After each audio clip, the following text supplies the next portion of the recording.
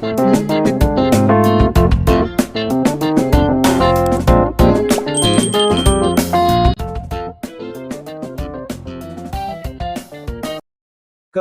6141. Hangga't sapat ang lakas ng isang tao, may mga pagkakataon na kulang ang Tai Chi. Ngumisi si James. Kung hindi, paano nawasak ni Mr. Franciscus ang Tai Chi world noon? Parang gusto siyang suntukin ni Laila. Siya ang pinakamataas na Years-1 ranks 9th Tribulation Powerhouse, posibleng maging sa Quasi-Dalcon rank. Nasa tuktok ka lang ng Years-1 ranks 8th Tribulation. How are you the same? Nag-away kami kanina, chuckled James. Mas mahina ba ako sa iyo? Sa pahayag na ito, saglit na natigilan si Laila. Sa pagtalikod, makahulugang sinabi ni James, ang dahilan kung bakit iminungkahi ni Tai Chi ang taya na ito ay dahil lang sa paniniwala niyang hindi ko malalampasan ang nakakatakot na upper three calamities. Gayunpaman, mayroon na akong eternal calamity. Pipiliin ko man siyang harapin sa taya o hindi, haharapin ko ang mga kapahamakan.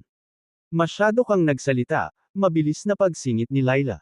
Kung pumayag kang yumuko ng 3 beses, hindi ka na niya pinapasok sa heavenly tribulations. Ang magagandang bagay ay hindi basta-basta nahuhulog sa aming kondangan, putol ni James kay Laila. Sa tingin mo ba ay ganoon ka-generous ang Tai Chi? Ano ang ibig mong sabihin? Kumunot ang noo ni Laila. Maaaring maging madali ang pagyakap sa kanya ng 3 beses, sabi ni James bawat salita. Hindi ako yung tipong matigas ang ulo na magtiis para lang sa pride. Ang mahalagang punto ay, kapag naisagawa na ang 3 kawtaw na iyon, hindi na natin makokontrol ang Fourlet Land. Dahil dito, ang ekspresyon ni Laila ay napalitan ng pagkagulat. Sinasabi mo bang babawiin ng Tai Chi ang Fourlet Land? Hindi kailanman kanya ang Fourlet Land. It was an otherworld battlefield left behind by the previous era, dahan-daang sabi ni James. Ang mga makakakontrol sa Fourlet Land ay tulad ng Yonderverse Tower sa aking mga kamay. Ito ay nabuo sa pamamagitan ng pagsasama-sama ng mga espiritu na natitira mula sa trilyong labanan, na nagtataglay ng mabigat na tapang at lakas. Wala silang pakialam sa Tai Chi. Kinikilala lamang nila ang mga matatapang na powerhouse. Kapag lumuhad ako sa Tai Chi dito, hindi na nila ako makikilala, at ang Fourlet Land ay hindi na natin mapapailalim. Nang marinig ito, napabuntong hininga si Laila, kung gayon, wala ka talagang puwang para sa kompromiso. Pagkatapos ng lahat, ang Fourlet Land ay mas mahalaga. It's our foundation. I never intended to compromise or retreat, malamig na sabi ni James. Sa huli, ito ay isang hindi maibabalik na sakuna na may mga kaluluwang nakakalat. Now, I must give my all with Tai Chi's bet. Gulat na tinitigan ni Laila si James. So, ikaw ang nagplano nito. Sinadya mong I-provoke si Tai Chi kanina. Oo, tumango si James. Hindi madaling mag-cruise ang landas sa Tai Chi. Since I've encountered it, I must gain something from it, whether good or bad. So, yung sinabi mo kanina, sagot ni Laila. Ang kalahati nito ay totoo, at ang kalahati ay hula ko lang, sabi ni James, maingat na binibigkas ang bawat salita. Hindi ko inaasahan na tama talaga. Talagang may pukana si Tai Chi laban kay Mr. Franciscus, na humahantong sa kapahamakan para sa mga nabubuhay na nilalang ng madilim na mundo mamaya. Siya si Tai Chi, buntong hininga ni Laila. Ang pinakamataas sa lahat ng nabubuhay na nilalang, at gayon pa man siya ay nagpaplano ng napakaliit.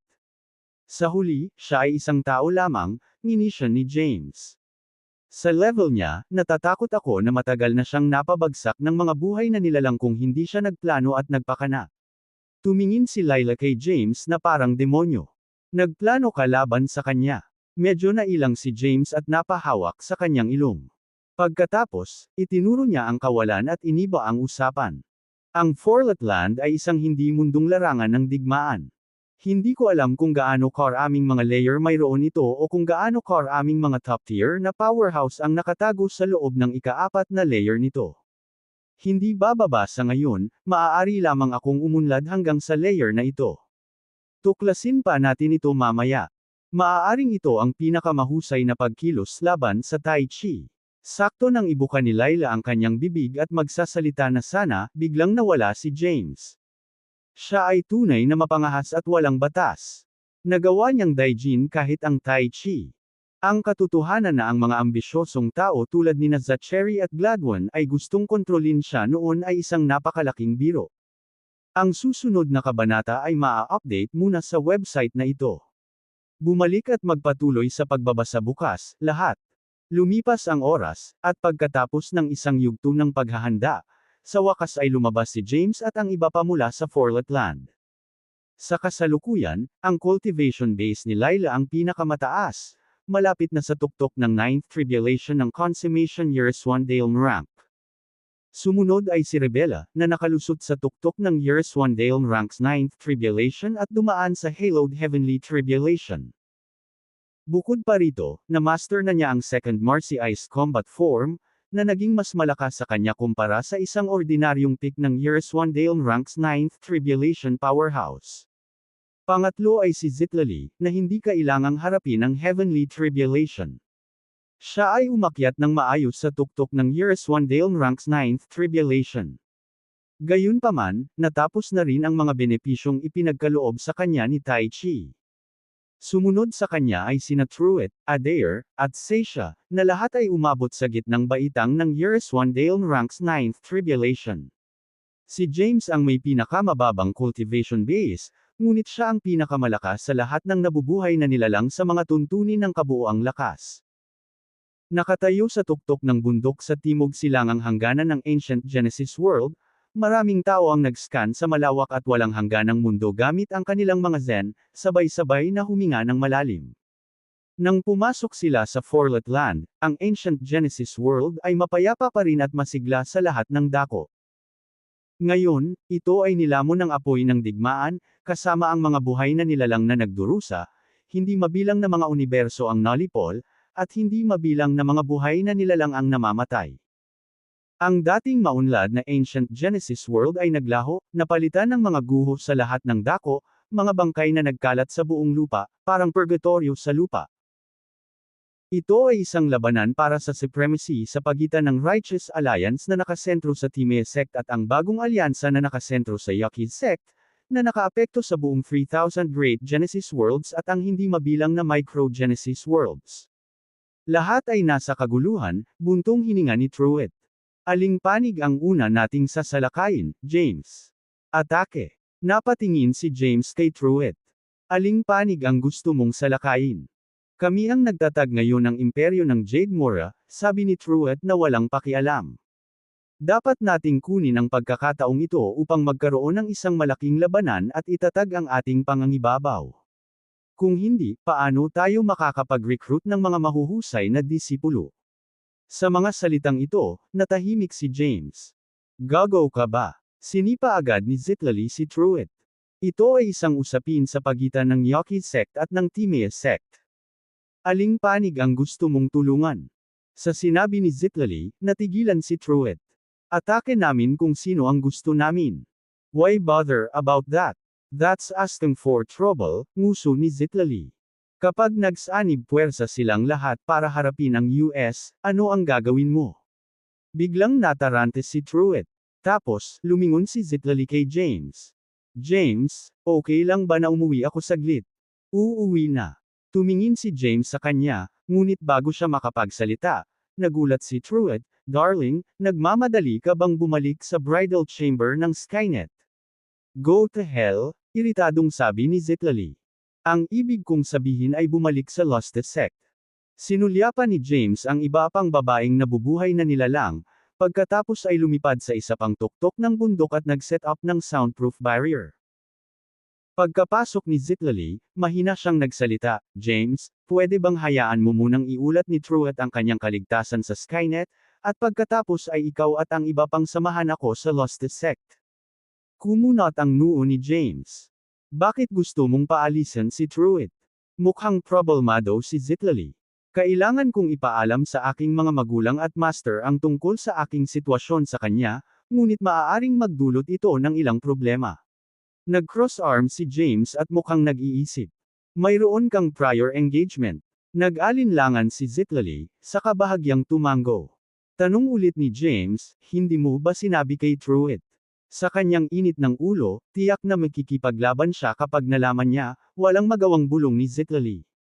Si Joaquin ay matagal nang naging mas mataas na antas ng Years One Dale Ranks 9th Tribulation Powerhouse, at maaaring naabot na niya ang tuktok ng ranggo sa ngayon. Tsaka anak siya ng amo ko. Wala akong ideya tungkol dito, putol ni James. Mukhang hindi ko sinasadyang nasira ang engagement mo. Hindi naman sa ganoon. Mabilis na umiling si Zitlali. Ayoko sa kanya. Dahil lang sa pressure ng parents ko at sa kabaitan ng master ko kaya ako sumang-ayon. Paglingon ko, tumingin si James kay Zitlali. So, may choice ka ngayon. Pipiliin mo ba si Joaquin o Truett? Tiyak na pipiliin ko si Truett. Mapilit na sagot ni Zitlali. Sabay-sabay tayong dumaan sa hirap at ginhawa. Itinaya niya ang kanyang buhay para iligtas ako sa oras ng panganib. Paano ko malalampasan ang lahat ng iyon? Mabuti, tumango si James. Kung gayon, sasamahan ka ng lahat sa paglalakbay na ito, ngunit dapat ding pumunta si Truett.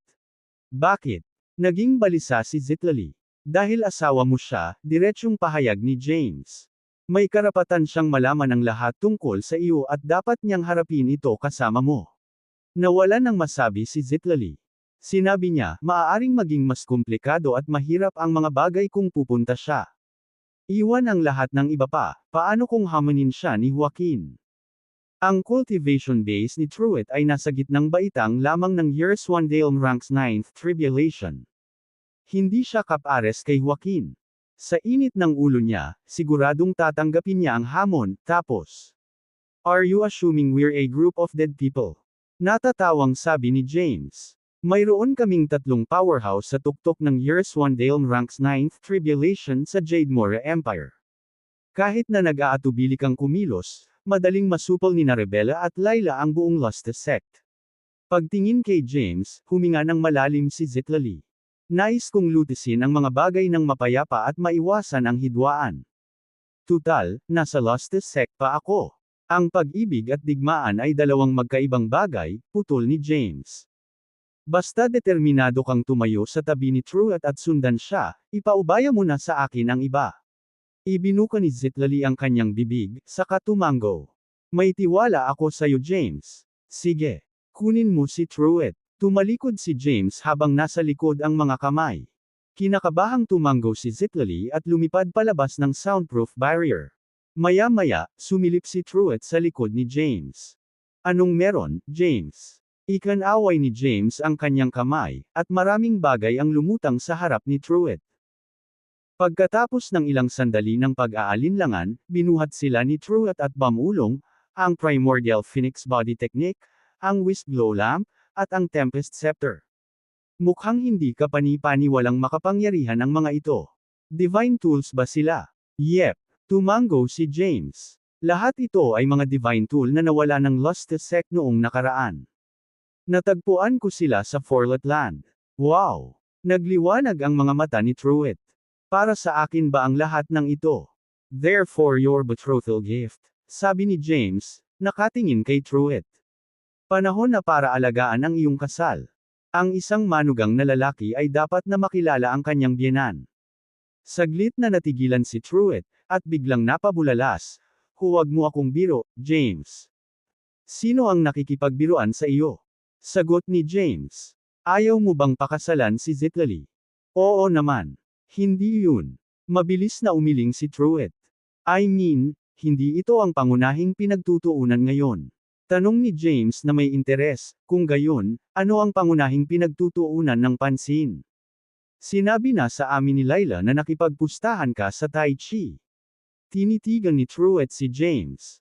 2 entrepak na lang ang natitira mo, James. Napakahalaga para sa iyo na palakasin ang iyong sarili at ihiwalay ang iyong sarili na tumuon sa paglilinang ng walang anumang distractions. Dapat ba akong magsiksikan para sa paglilinang sa ganoong kaikling panahon? Mahinang sabi ni James. Hindi ako kailanman nag-abala sa mga nakakapagod at nakakalokong gawain. Natigilan si Truett. May plano ka na ba?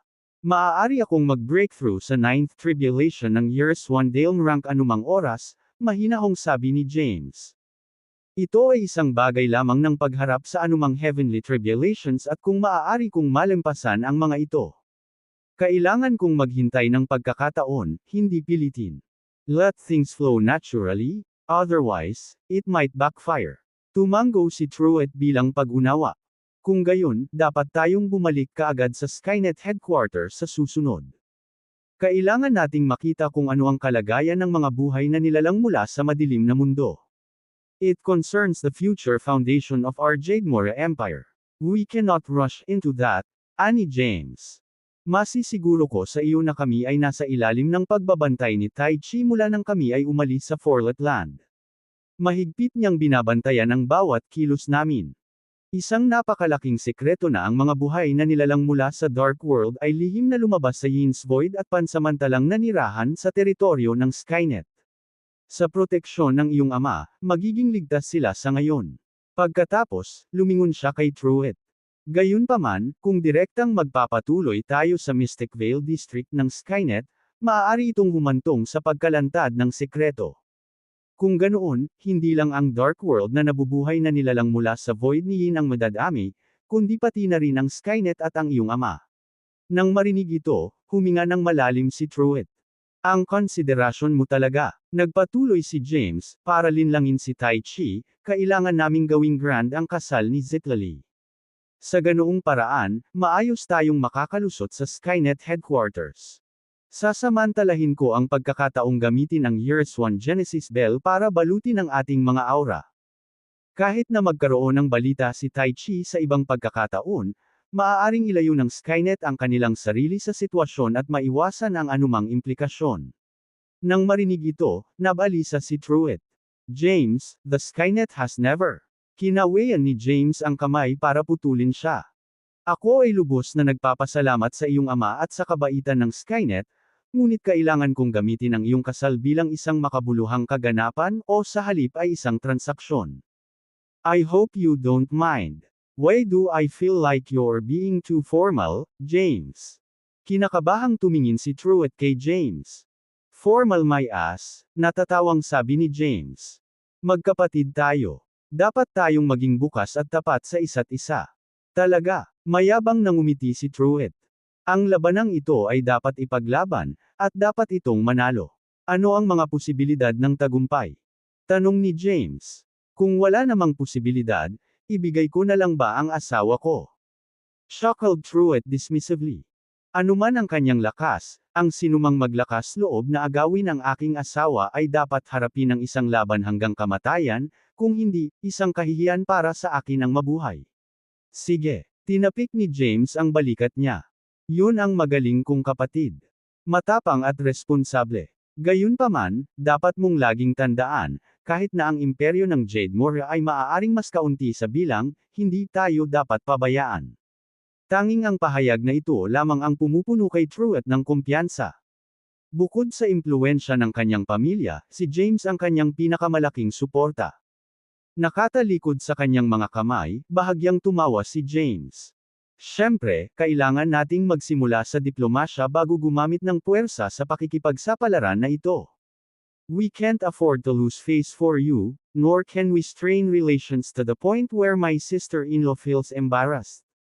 Truett nodded, I'll follow your arrangements. Napangiti si James. Lahat tayo ay tao. Pinahahalagahan namin ang mga emosyon at ugali. Ang kasal ay isang makabuluhang bagay. Sa ilalim ng kanais-nais na mga kondisyon, ang lahat ng nararapat na paggalang ay dapat bayaran, kung hindi, maaaring makita ito ng pamilya ng nobya bilang kawalang galang. Kasabay nito, itinuro niya ang tatlong kayamanan na lumulutang sa harap ni Truett. Tulad ng sinasabi ng mga tao, ang pagkamagalang ay walang halaga. Ang tatlong bagay na ito ay dapat ibigay sa tatlong pinakamahalagang tao, kasama ang ilang kailangan na mapagkukunan ng paglilinang bilang karagdagang mga regalo. Bulalas ni Truett, lahat ng tatlo. Siyempre, naiinip na sagot ni James. Hindi, nagmamadaling paliwanag ni Truett.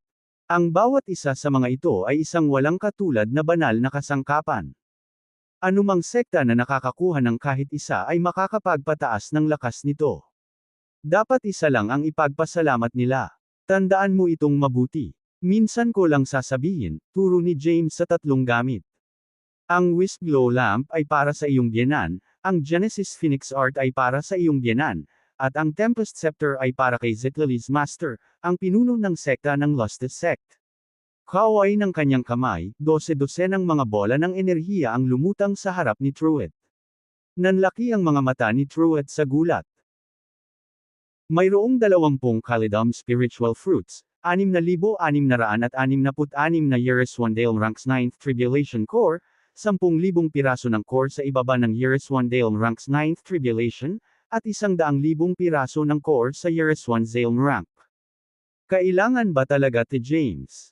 Nanlaki ang mga mata ni Truett. Praktikal mong ibinibigay ang mga mapagkukunan ng isang sobrang sekta.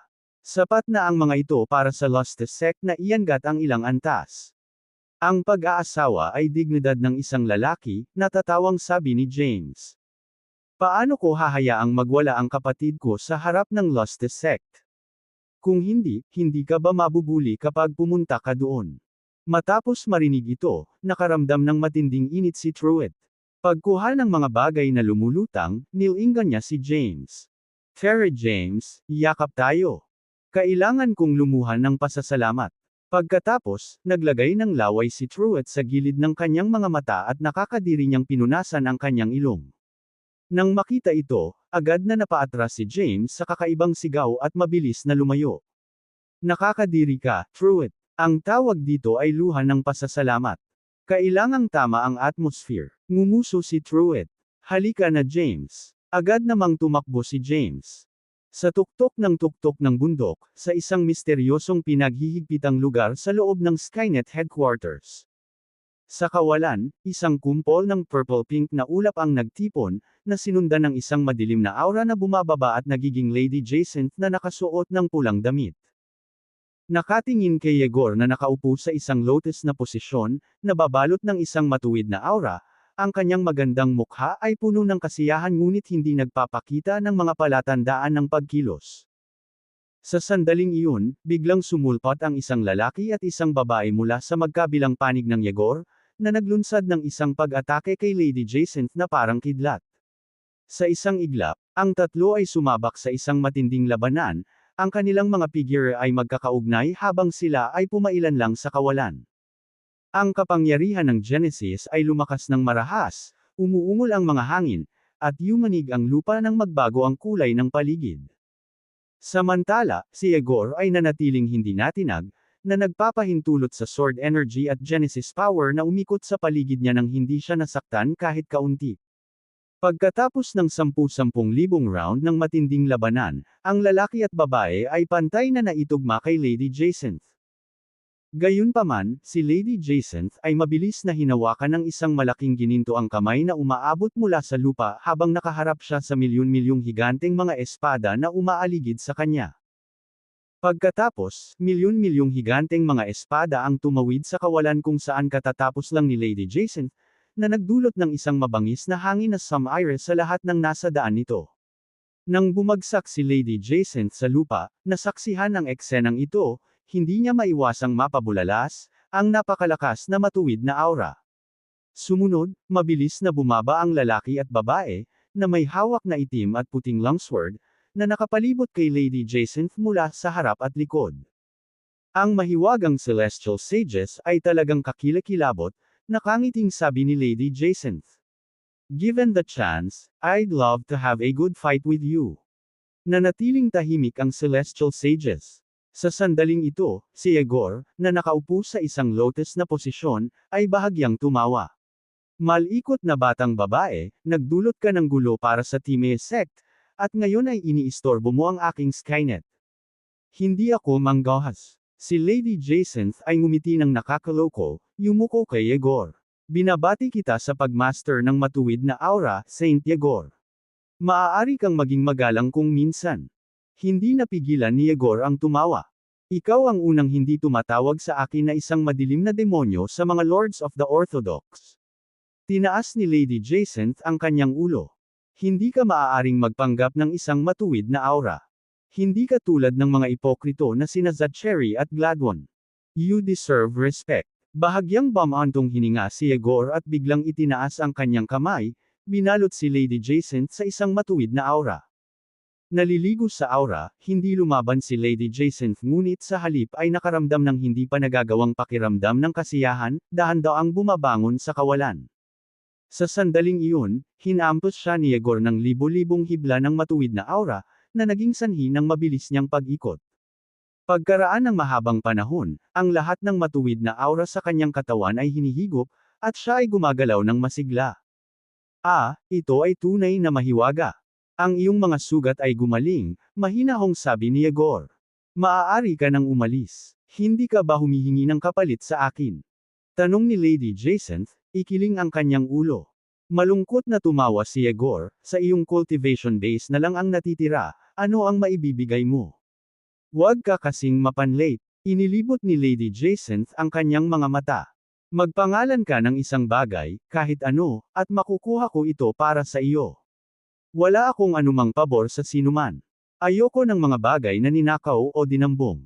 Umiling si Yegor. Huminto sandali si Lady Jacinth, pagkatapos ay itinaas ang kanyang ulo.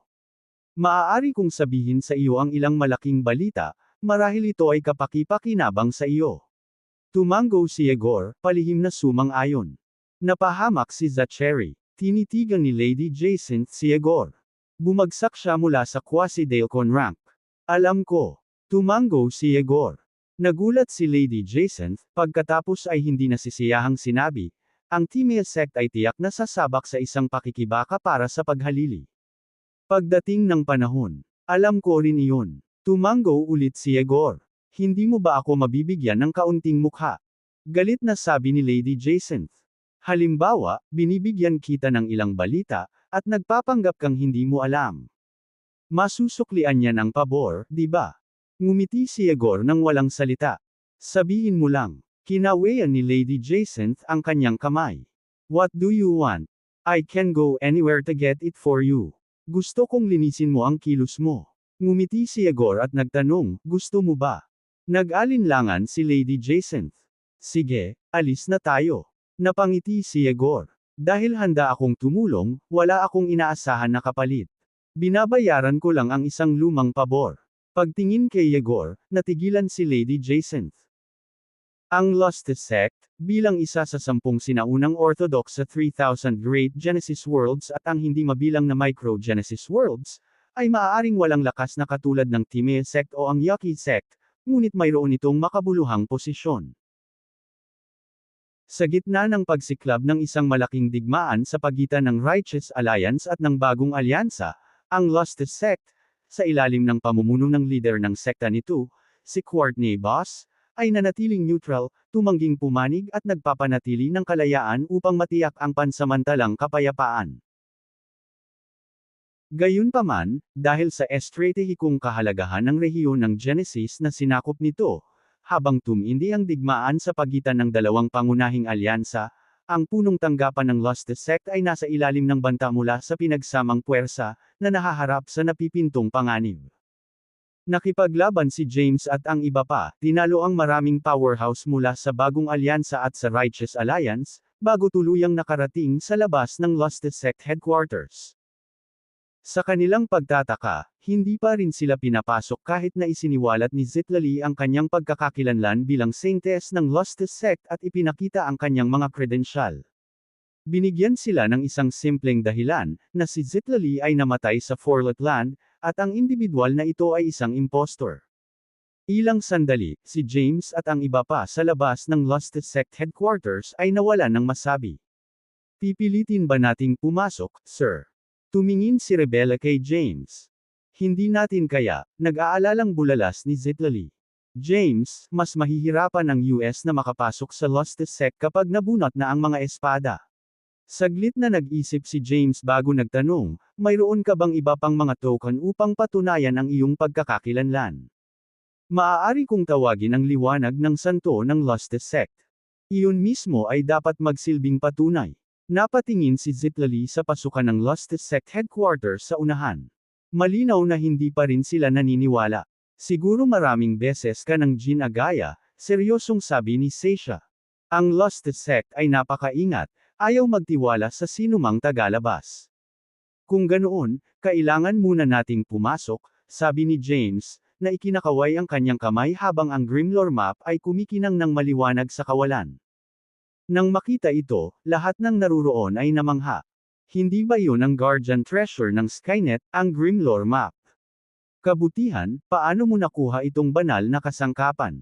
Sa pamamagitan nito, maaari nating lampasan ang anumang barrier formation at direktang makapasok sa main hall ng Lusty Sect.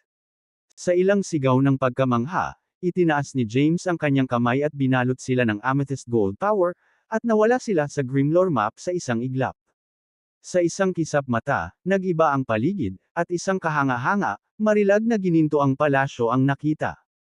Ang kanilang biglaang paglitaw ay agad na ikinaalarma ng mga disipulo sa pangunahing bulwagan ng Lusty Sect.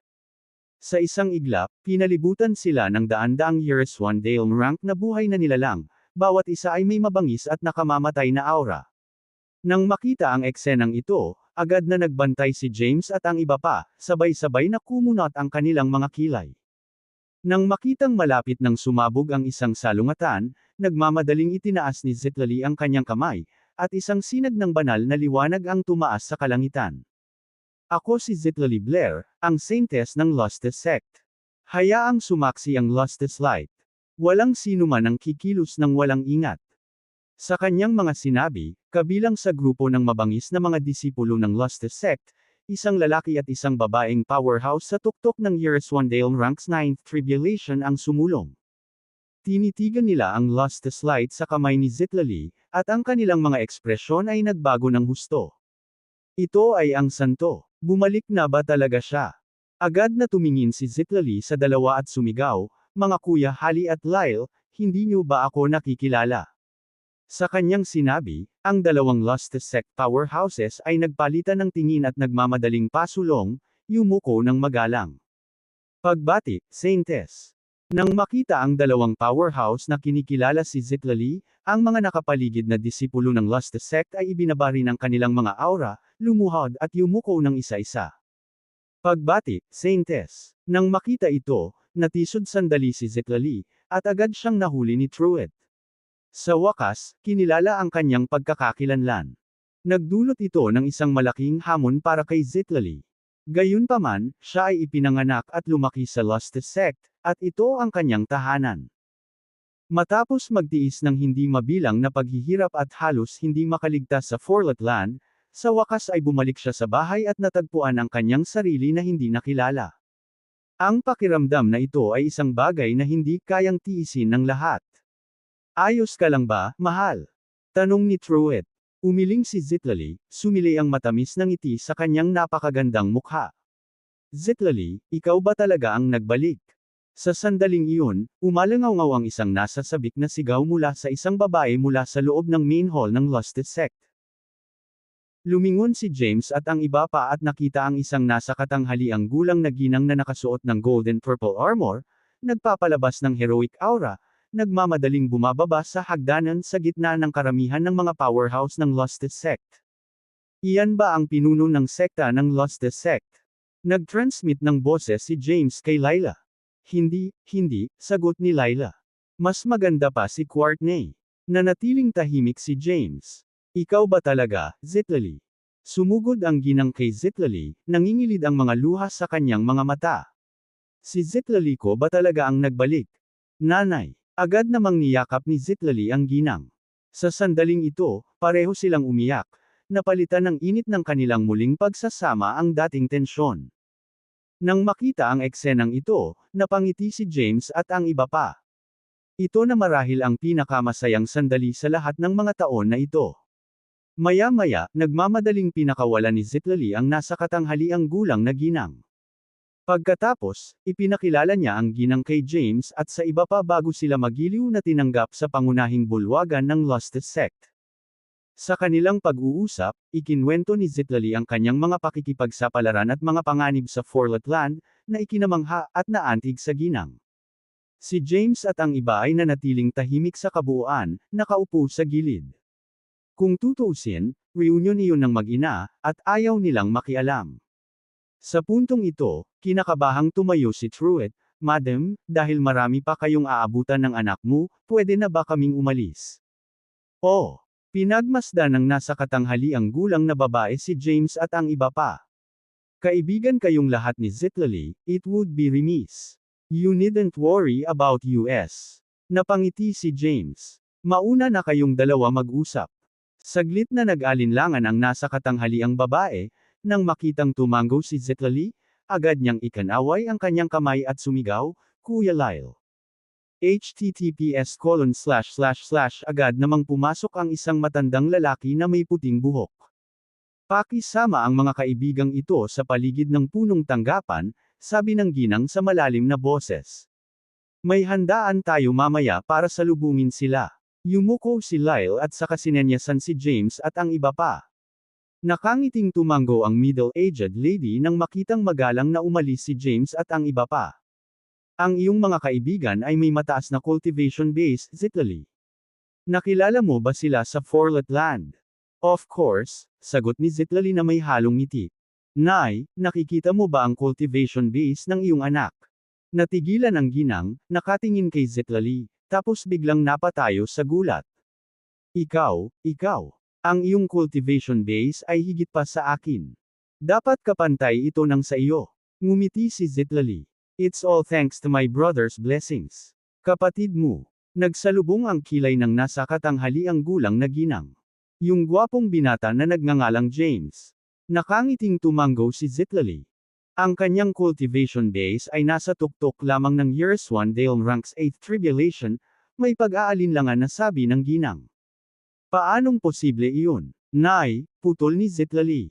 Si James ay hindi kailanman humahatol batay sa base ng paglilinang. Ang kanyang komprehensibong lakas sa pakikipaglaban ay sapat na upang malampasan ang lahat ng mga powerhouse sa ating buong Lustus sect, at marahil kahit ang aking amo ay maaaring hindi niya kakampi. Ganyan ba talaga siya kalakas?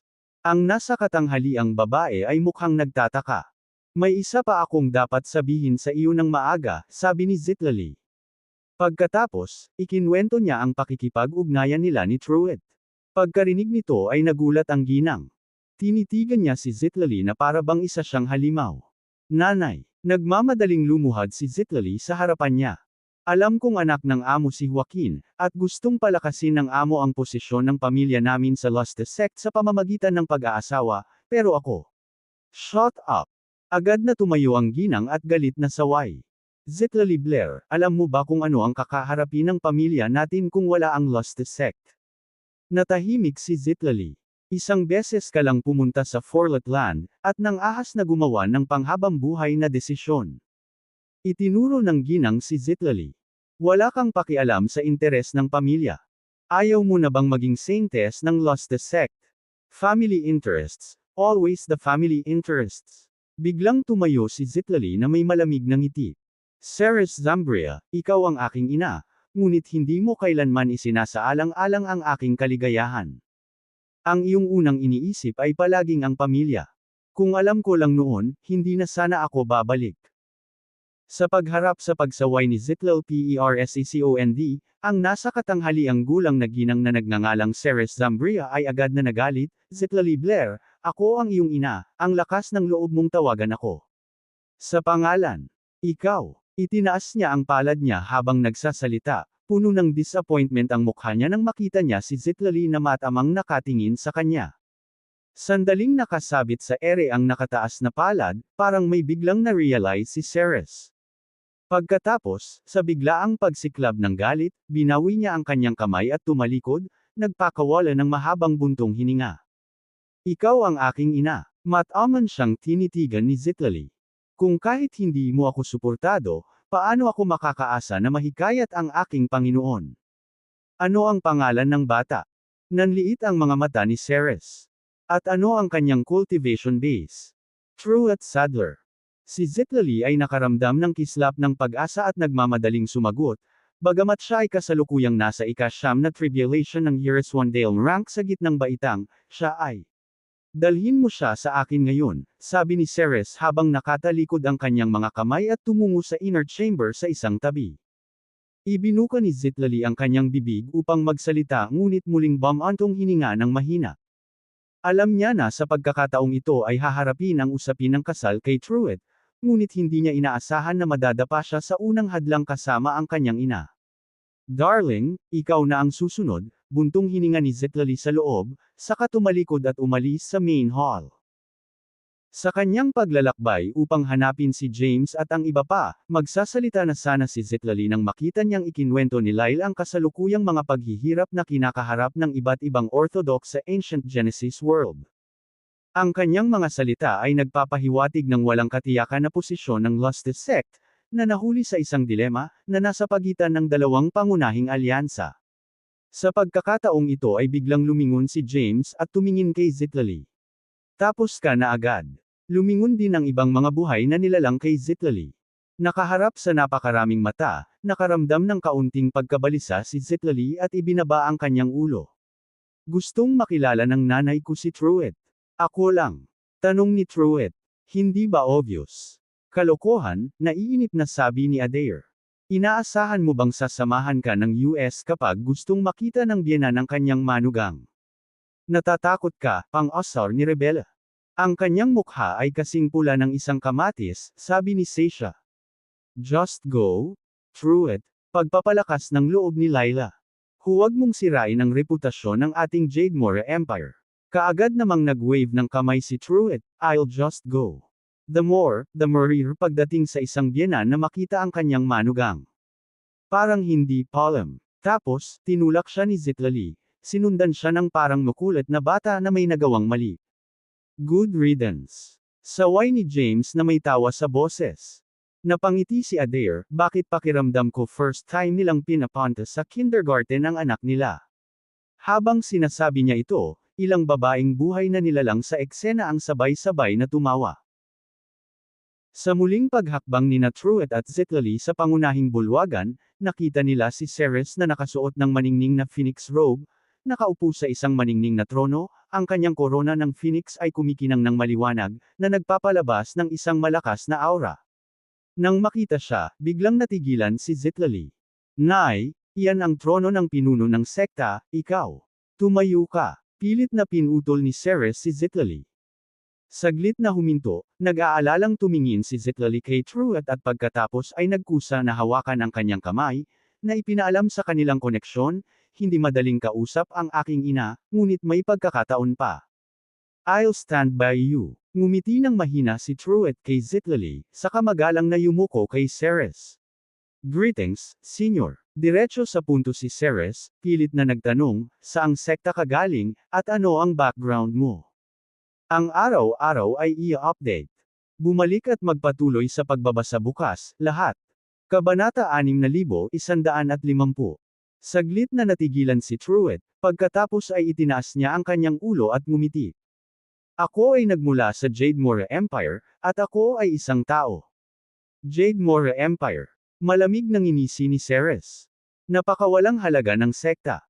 Hindi ko pa ito narinig, ngunit ang pagiging ipinanganak sa human race ay talagang bihira.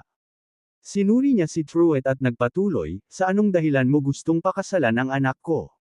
Batay sa aming mga ibinahaging karanasan sa buhay at kamatayan sa Forlet Land, mahinahong sagot ni Truett. Mahal ko siya, mahal niya ako, at ang aming mga kapalaran ay magkakaugnay. Ang anak ko ay ang santo ng Lustig sect, mayabang na sabi ni Ceres. Ikaw ay isang hindi pinangalanang individual.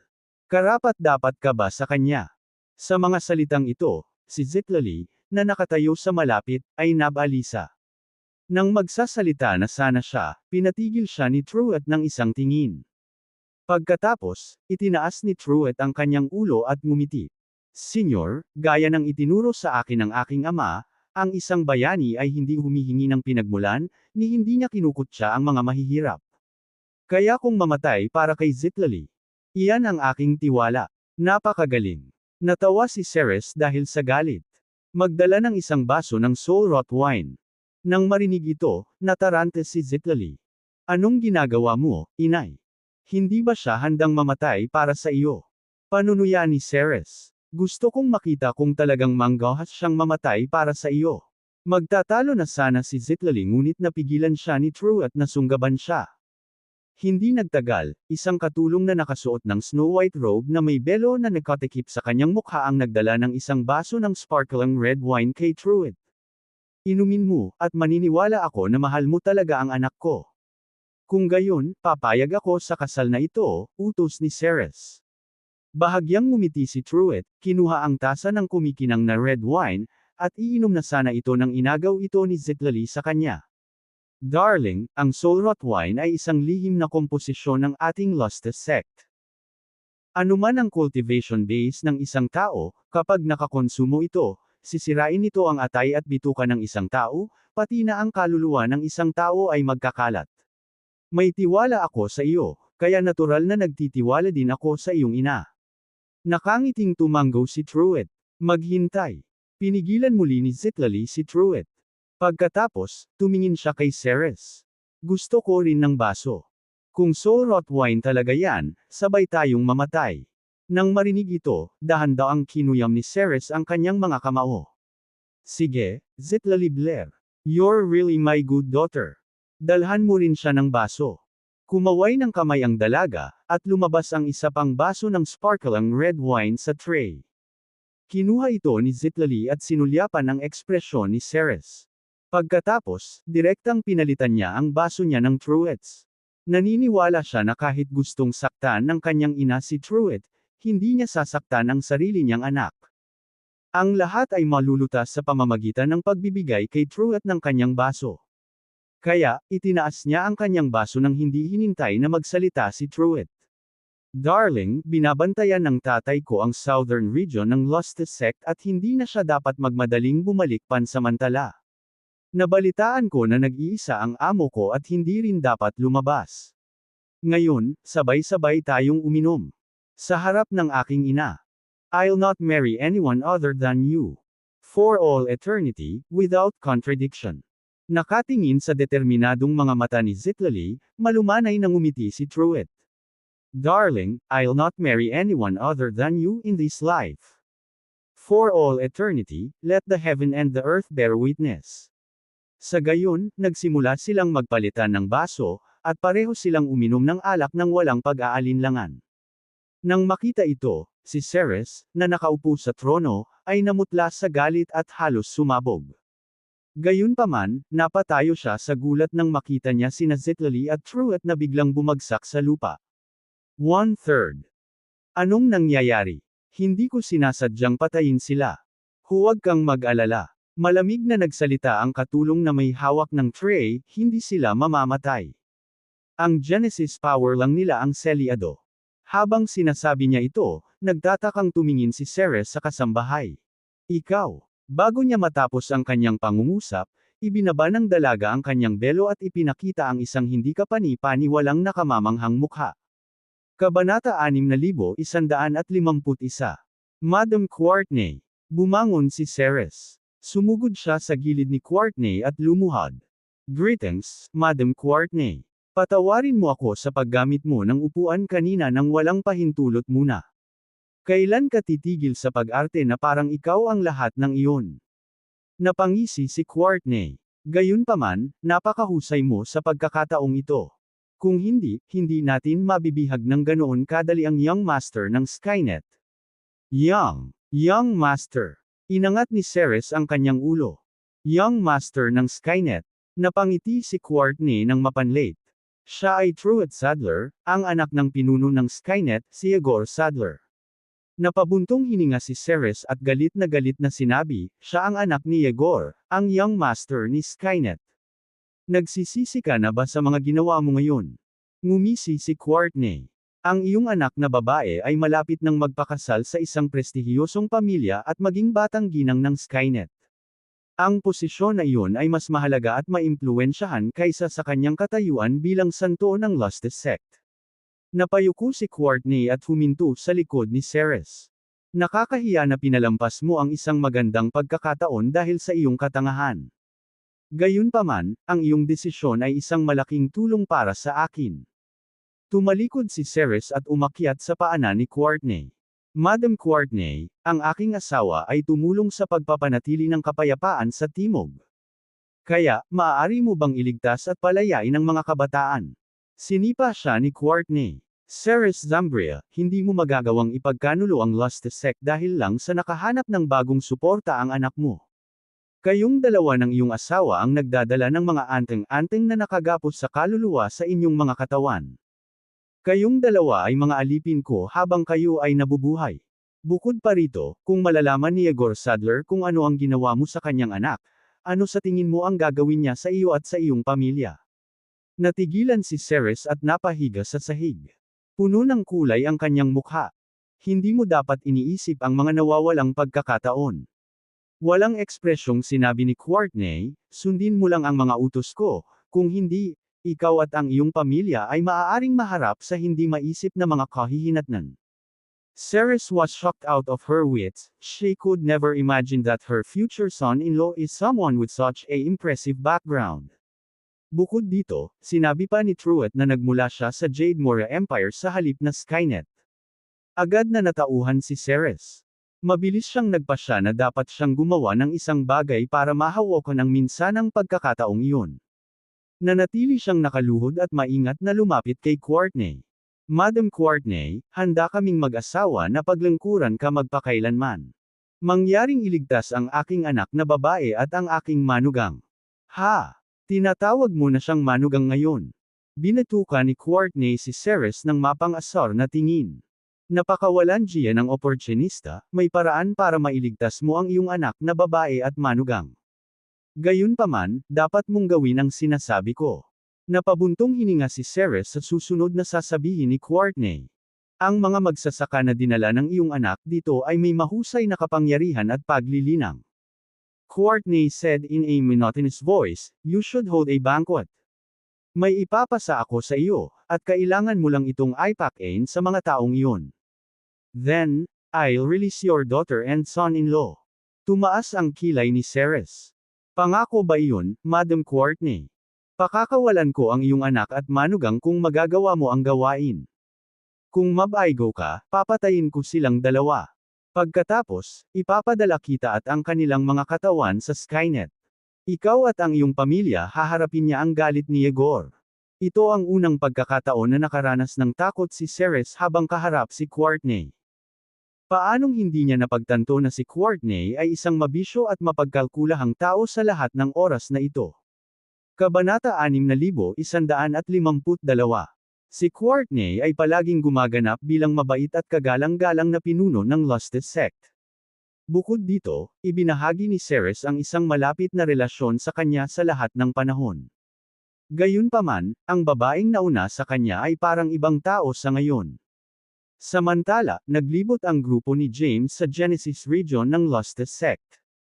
Pagkatapos, inakay sila ni Lyle sa mga kwarto nila. Makalipas ang ilang oras, personal na dumating si Ceres at inimbitahan silang lahat sa pangunahing bulwagan ng Lostesec. Pagpasok pa lang nila sa bulwagan, nagulat si James at ang iba pa nang makita kung paano naghanda ang mga miyembro ng Lostesec ng isang bonggang handaan. Nagkaroon pa ng sayaw at musikang pagtatanghal. Katutubo nilang naisip na malamang na hindi sinasadyang nalantad ni Truett ang kanyang tunay na pagkatao. Iyon ang dahilan kung bakit sila tumatanggap ng gayong espesyal na pagtrato. Gayunpaman, may napansin si James na kakaiba habang inihain ang mga pagkain at inumin. Naramdaman niya ang kakaibang aura na nagmumula sa mga Katanji tanging pagkaing inihanda para sa kanila. Wala sa kanila ang nangangailangan ng pagkain para sa ikabubuhay sa puntong ito. Gayunpaman, ang mga pagkaing iyon at inumin ay mukhang hindi kapani-paniwalang kaakit-akit at kitikam-takam. Habang nagbuhos si James ng alak, nakita niya ang pamilyar na aura ng dead gory bugs na natagpuan sa paligid ng kaluluwa ni Lila dati. Sinubukan agad ni James na ihatid ang kanyang boses sa iba. Gayunpaman, mabilis niyang napagtanto na isang malakas na pormasayon ang inilagay sa paligid ng bulwagan upang maiwasan ang lahat ng pagpapadala ng boses. Sa sandaling iyon, itinaas ni Ceres ang kanyang baso at nakangiting sinabi, lahat kayo ay malamang na nakatagpo ng maraming sitwasyon na nagbabanta sa buhay sa Forlet Land. Nagpapasalamat ako sa lahat ng tulong na ibinigay mo sa aking anak na babae at sa aking manugang. Maraming regalo ang inihanda ko bilang pasasalamat sa inyong lahat. Ngayon, itaas natin ang ating baso at mag-toast. Napatingin sa kanya ang mga kasama ni James. Nang makita nilang itinaas ni James ang baso na may ngiti sa labi, lahat sila ay ganoon din. Hindi mo na kailangang gawin iyon, Madam Ceres. We are a team. Natural lang na abangan natin ang isa't isa. Masiglang sumimangot si James. Nga pala, nasaan sina Truett at Zitlali? Tumigil sandali si Ceres. Pagkatapos, nagpakawala siya ng mahinang tawa. Sila ang pumipili ng wedding gown at suit since malapit na tayong magdaos ng wedding ceremony. Pupunta sila kapag tapos na sila. Kaya, ay enjoy na lang natin ang kapistahan habang hinihintay natin sila. Bahagyang tumanggo si James. Bueno, lahat ng mga kasama ko ay mga babae, at mababa ang tolerance nila sa alak. Kaya, ako na ang magpapainom sa kanila. Oh, huwag kang mag-alala. Kabanata 6153. Ilang sandali pa, inilapat ni Adair ang kanyang palad sa isang gilid ng kanyang templo. Anong meron sa alak na ito? Nahihilo na ako ngayon. Ako din. Sumagot si Seisha, parang may humawak sa kaluluwa ko. Bahagyang umindayog ang dalawa at bumagsak sa sahig. Nanlaki ang mata ni Layla at Rebella. Mabilis nilang itinapon sa tabi ang kanilang mga salamin. Ano ang nilagay mo sa aming inumin? Inayos ni Rebella si Ceres na may masamang tingin. Sa kasamaang palad, nawalan siya ng balanse at bumagsak sa sahig sa susunod na sandali. How dare you? Isang hakbang pa lang si Layla at bumagsak din sa sahig. Turo ni James kay Ceres. Bago pa man siya makapagsalita, napaupo si James sa mesa. Akala ko mas matalino ka at mas alerto dahil nakalabas ka ng Forletland ng buhay. Tumingin si Ceres sa kanyang baso at ngumisi, gayunpaman, lahat kayo ay naging isang walang muwang na grupo ng mga magsasaka. Samantala, isang alon ng aura ang kumalat sa buong bulwagan, tila sinusubukang suriin ang mga taong nawalan ng malay. Nang mawala ang aura makalipas ang ilang sandali, pumasok si Courtney sa isang gilid na pinto. Nagmamadaling pumunta si Ceres sa gilid ni Courtney. Napaluhod siya. Madam Courtney, ginawa ko ang sinabi mo. Ang aking anak na babae at manugang. Relax. Dahan-daang bumaba si Courtney mula sa podium at tumingin sa mga bisitang nawalan ng malay. Isang masasamang ngiti ang sumilay sa kanyang mukha. Huminto siya sa harap ni James at bahagyang inangat ang mukha niya gamit ang kamay niya. He has a handsome face. No wonder na maraming magagandang babae ang handang sumunod sa kanya. Nagpatuloy si Courtney sa matigas na boses, itali sila gamit ang soulbound rope. Maaaring banta sa atin ang mga magsasaka na ito. Hindi ba sila nasa ilalim ng ating kontrol? Mapanganib pa kaya sila sa atin? Kinakabahang tanong ni Ceres. Inilibot ni Courtney ang kanyang mga mata. Ang pinakamagaling na manlalaban ng Timaeus sect, si Elder Layla, ay kabilang sa kanilang grupo. Siya lang ang makakapagpuksa sa lahat ng miyembro ng Lusted sect. Nabasag ang mukha niya sa ngiti. Gayunpaman, mayroon kaming higit na pagkilos ngayon sa mga lalaking ito sa aming mga kamay. Maaari tayong makipag-ayos sa Timaeus sect at Yaqui sect para sa higit pang mga pakinabang sa pamamagitan ng paggamit sa mga taong ito bilang mga hostage. Kung hindi pabor sa atin ang sitwasyon, maaari nating gamitin ang mga lalaking ito para humiling ng proteksyon ng Skynet. Kahit papaano, kapaki-pakinabang sila sa maraming paraan. Napangiti ng awkward si Ceres.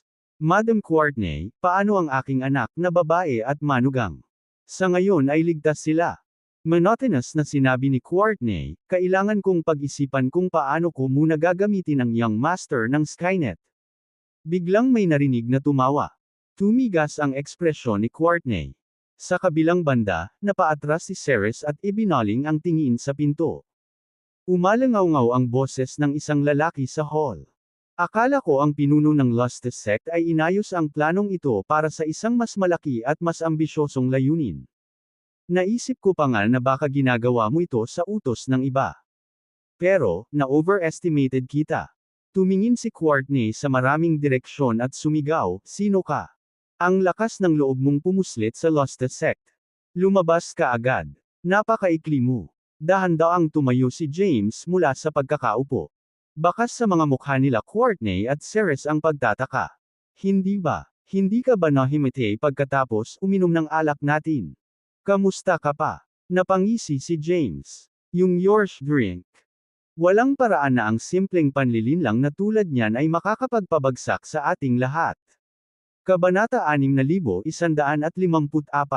Napangiti si Courtney kay James. Sa tingin mo, matalino ka talaga, ha? Ang yours na mayroon ka ay idinagdag sa dead gory bugs na natanggap ko mula sa pinuno ng Timaeus sect. Sa sandaling buhayin ko sila, mararamdaman mo na para kang nasa isang buhay na impyerno. Ngumisi si James at nagkibit-balikat. Well, maaari mong subukan. Tinuro ni Courtney si James. Ilang segundo ang lumipas, isang bola ng itim na liwanag ang kumikinang sa dulo ng kanyang daliri. Gayunpaman, mukhang maayos si James kahit gaano pa katagal binigkas ni Courtney ang awit. Hindi, imposible iyon. Sumigaw si Courtney, ngayon ka lang uminom. Ginawa ko. Tumango si James. Masarap ang inumin. Sa kasamaang palad, ang pagiging epektibo nito ay katulad ng iyong kapangyarihan. Parehong hindi gumana ng maayos. Nakaramdam ng labis na kahihiyan si Courtney. Naabot mo lang ang tuktok ng 8th tribulation ng Years 1 Dale rank. Tapusin na kita gamit ang sarili kong mga kamay. Iniabot ni Courtney ang kanyang kamay at umakbay kay James. Si James ay gumawa ng isang malaking masamang espiritu sa kanyang harapan sa sandaling iyon. Huli na para tumigil si Courtney, at ang kanyang kamay ay bumagsak sa pandiya ng masamang espiritu. Sarcastic na sabi ni James, wow! Hindi ko alam na ang pinuno ng Lustus sect ay napakatapang na tao. Naaakit ka rin ba sa masasamang espiritu? Bastos ka. Namumula ang pisngi ni Courtney. Sinubukan niyang sumugod kay James ngunit napaalis siya sa bulwagan ng malakas na suntok ng masamang espiritu. Agad na tumakbo si Ceres patungo sa pinto nang maramdaman niyang hindi na maaayos ang mga pangyayari. Sa sandaling iyon, isang dambuhalang kampana ang lumitaw sa paligid ng bulwagan at tinakpan ito ng buo. Nang magsimulang tumunog ang kampana, napasandaw si Ceres sa panloob na dingding ng kampana ng isang napakalawak, misteryosong enerhiya. Umubo siya ng isang bibig ng dugo. Bumagsak si Ceres sa sahig. Napasigaw siya at nag-uutos sa paligid nang maramdaman niya ang matinding kirot sa kanyang kaluluwa. Kasabay nito, nawawala si Ceres sa kanyang Genesis power. Kakapasok mo lang sa peak ng Years 1 Dale ranks 9th tribulation, tama ba? Ngumisi si James. Lumuhad ka. Kung hindi, ibababa kita sa ranggo na iyon. Pakiusap. Patawarin mo ako. Pinilit ni Ceres na mapaluhod at umiyak ng umiyak. Nang tumigil si James sa pagtugtog ng kampana, sa wakas ay naiangat ni Ceres ang kanyang ulo at tumingin sa kanya. Sabi ni James, hindi ka sanay para sa mga laban. Tama ba ako? Ako, hindi. Umiling si Ceres. Dalubhasa ako sa pagpapagaling at paggawa ng mga gamot. Bahagyang tumango si James. That explains a lot. Saan mo itinatago sina Zitlali at Truid? Nagsimulang umiyak si Ceres sa pagbanggit ng kanilang mga pangalan. Wala akong intensyon na saktan sila. Sila ay aking anak na babae at manugang kong tutuusin. Nahulog ako sa mga panlilinlang ni Courtney. Dinukot niya silang dalawa at tinatakan ang Genesis powers nila. Nagsalubong ang kilay ni James. Maaaring gumamit si Courtney ng magic ng sumpa. Oo. Tumango si Ceres. Ang sabi ng chismis ay natanggap niya ang pamana munuhu. Ang kanyang mga specialty ay curse magic at anggu technique. Napangisi si James. Sinungaling din siya, ha? Ipapakita ko sa kanya kung ano ang totoong sumpa magic. Naririnig nila ang boses ni Courtney na nagmumula sa labas ng Years 1 Genesis bell. Bastos ka. Lumabas ka dito. Tumigil ka sa pagtatago, at lumabas ka dito para sa isang labanan. Napaawang ang labi ni James. She must have a death wish. Well, huhulihin ko muna ang mga bug na iyon sa katawan ng mga kaibigan ko.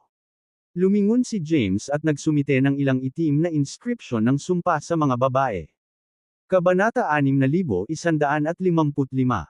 Ikaw, nakabisado mo na rin ang sumpa magic? Tanong ni Ceres sa mataas na boses. Mahinahong tumugon si James, alam ko ang mga pangunahing kaalaman. Kinokontrol ni James ang mga nakasulat na itim na sumpa at pinaikot-ikot ang mga ito sa katawan ng mga babae. Pagkatapos, inilabas niya ang kanyang kapangyarihan at pilit na pinaalis ang Dedgoribug sa kanilang mga katawan. Isang makulay na bilog ng mga ilaw ang nabuo sa itaas ng mga babae. Ang mga surot ay nilamon ng mga ilaw. Nakapalibot din sa katawan ni James ang mga nakasulat na itim na sumpa. Pagkalipas ng ilang segundo, napakaraming chrome ang lumabas mula kay James. Muli nang winalis ng chrome si Ceres patungo sa dingding ng kampana. Napahiyaw siya nang maramdamang gumagapang ang mga inscription sa kanyang buong katawan. Samantala, inabot ni James ang kanyang mga braso. Ang kanyang katawan at ang mga inscription ng sumpa na lumulutang sa kanyang paligid ay naging kulay ng madugong pula. Naabot ni James ang rurok ng ikalimang matinding sumpa magic. Halos makuha na niya ang buong kaalaman sa historical curse magic. Gayunpaman, paulit-ulit na nabigo si James nang subukan niyang bumuo ng ika-6 na matinding masamang espiritu. Masasabi ni James na ang problema ay nauugnay sa kanyang hindi sapat na paglilinang at kapangyarihan. Kung kaya niyang makabisado ang ika-6 na extreme curse magic, madaling talunin ni James ang 9th Tribulation Cultivator ni Yerswandale rank sa tuktok ng kanilang kapangyarihan. Maaari pa niyang labanan ang mga Quasi-Dailcon rank cultivator kung gusto niya. Sa kabilang banda, tinitigan ni Ceres si James, na tumigil sa pag-channel ng kanyang kapangyarihan, na bilugan ang mga mata. Napagtanto niya lang kung paano totoo ang lahat ng sinabi ni Zitlali. Matapos tanggalin ang mga itlog ng Dedgoribugs, naunang nagising sina Layla at Rebella. Naglabas sila ng mamamatay tao na aura nang bumagsak ang kanilang mga tingin kay Ceres. Pakiusap. Patawarin mo ako. Napaluhod si Ceres at nagpatira pa. Napilitan akong gawin ito. Nagbanta si Courtney na papatayin ang aking anak na babae at ang aking manugang. Siya ang ina ni Zitlali. Sinabi ni James, maaaring siya ay sakam at walang prinsipyo, ngunit hindi nito binabago ang katotohanan na siya ay ginamit. Sa halip, dapat nating targetan ang utak. Nakakunot ang noo ni Rebella at Layla habang nakikinig sa paliwanag ni James. Noon lang, tinuya ni Courtney mula sa labas ng Yerswan Genesis Bell, papatayin ko sina Zitlali at Truett kapag hindi ka lalabas ngayon, gago. Nag-aalalang sigaw ni Ceres, Madam Courtney, nangako kang hindi mo sasaktan ang aking anak at ang aking manugang. Sisirain mo ba ang pangako mo? Tumahol si Courtney, Ceres, kakapasok mo lang sa peak ng Yerswandale ranks 9th Tribulation. Ang pagkatalo sa isang Yerswandale ranks 8th Tribulation cultivator ay wala sa iyo. Dalhin mo sa akin ang ulo ng bastard na iyan kung gusto mong buhayin ang iyong anak at manugang. Napatingin si Ceres kay James na kinakabahan. Anong gagawin natin ngayon? Ikaw ang malapit na kaibigan ni Zitlali. Hindi mo siya basta-basta iiwan sa panganib. Nakita mong mabuti ang sitwasyon sa labas. Tanong ni James. Huminto si Ceres, si Rebella at Layla naman ay tumango. Sinabi ni James sa malamig na tono, bubuo kami ng buong puwersang pag-atake para bigyan si Courtney ng kritikal na hit at iligtas sina Truett at Zitlali. Pagkatapos nito, dapat na kayong dalawa ay lumayo sa main hall at patayin ang sinumang magtangkang umatake sa amin. Hindi kami magpapakita sa kanila ng anumang awa. Nagpalitan ng tingin sina Layla at Rebella at tumango. Parehong nawala ang lahat ng magiliw na damdamin sa Lostes Sect. Sa labas ng Yerswan Genesis Bell, kumapit si Courtney sa balikat ni Truett gamit ang isang kamay at hinawakan ang leeg ni Zitlali gamit ang isa pa. Unti-unti na siyang nawawalan ng pasensya. James Caden, magtatago ka ba dyan at panoorin ang dalawang ito na mamatay sa harapan ng iyong mga mata? Hindi ba ikaw ang mabuting kaibigan nila? Gayun din, alam mo kung paano gamitin ang sumpa magic. Lumabas ka dito at makipaglaban sa akin sa pamamagitan ng paggamit ng sumpa na magic. Ang duwag na tulad mo ay hindi dapat pumunta sa alinmang Genesis world. Tiyak na gumamit ka ng isang uri ng panlilinlang upang makaalis sa Forlet Land, ha? Bukod sa iyong kagwapuhan, ano ang magagawa mo? Biglang nawala ang napakalaking kampana sa kanyang harapan.